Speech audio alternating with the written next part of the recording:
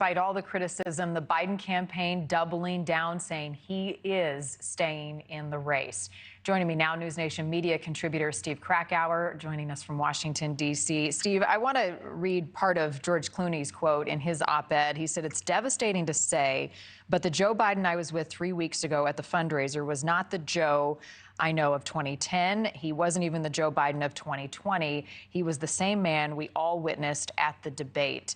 How much influence does a Hollywood actor, and the list is growing now, speaking out against the president have on his political future?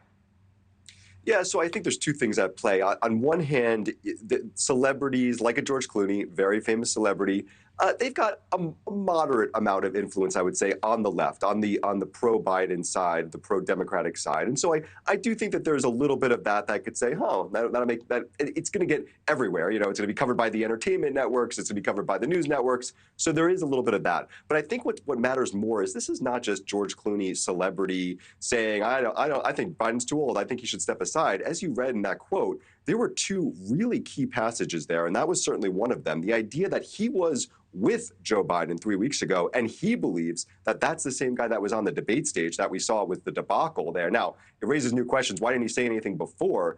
But that is really notable. And then the other one is that George Clooney wrote that he has had private conversations with senators and congresspeople and governors, and they are saying the same thing, that Joe Biden cannot beat Donald Trump.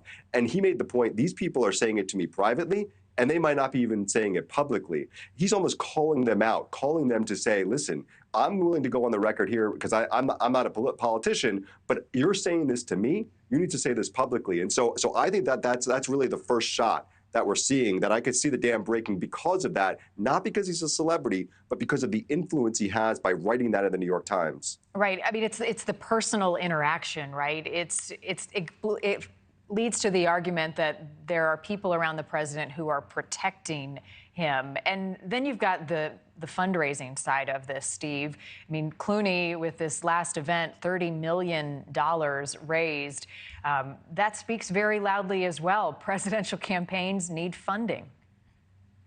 Oh, yeah. Yeah. This is if the George Clooney's of the world, and again, he's just one of the many sort of millionaire bundlers that are going to get out there and raise the sort of money in the very crucial final months of this campaign that's going to need the Democrats will need to compete in November. If we're looking at like post-convention, you know, the convention's about a month away for the Democrats, they need to be on board. And if they are not, if there's any tension, if there's any sort of people that are saying, you know, I'm going to just sit on the sideline. Look, they're not going to go and support Donald Trump. But if they decide to sit on the sideline, that's going to speak volumes also. So like we've got a press conference tonight, obviously, that's going to be very important. But the time is ticking. And when you have people like George Clooney going public with this, when you've got the sort of donors that are saying, I'm kind of a little bit on the fence now, that is going to speak in a very big way. And we'll see if the people around him, the wife and the son mainly, and the advisors, tell Joe Biden it's time to go. Yeah, the media and the public chomping at the bit to hear what the president has to say, unscripted tonight in this event. How difficult do you think this will be? How hard will the questions and pointed will they be, necessarily so, from the press to Biden? And how does he meet that moment? Yeah, I'd love to predict exactly what's going to happen. 2 weeks ago, I was trying to predict how the debate would go, and no one could have seen that coming. I think the press is going to be very challenging with him. And I think that it remains to be seen how he does. Now, I will say, unless he is like this brilliant orator when he's speaking there, I don't think the calls for him to step aside are going to go away. I mean, it will literally take an A-plus effort tonight, which, frankly, I don't think there's any evidence that he's capable of that's going to stop this call. So I think no matter what happens, it could be terrible, it could be just okay. These same problems are not going to go away tomorrow.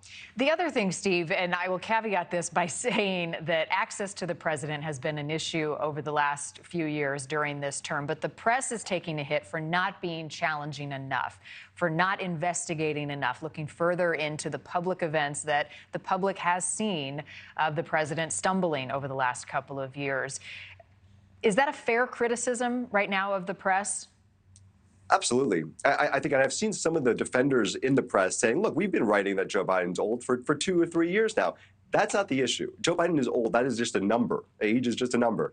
The issue is about cognitive decline and mental fitness for the office, and obviously for whether he can do it for the next 4 years. Thank you for watching. Go to newsnationnow.com to find News Nation on your television provider. And don't forget to click the red subscribe button below to get more of News Nation's fact-driven, unbiased coverage.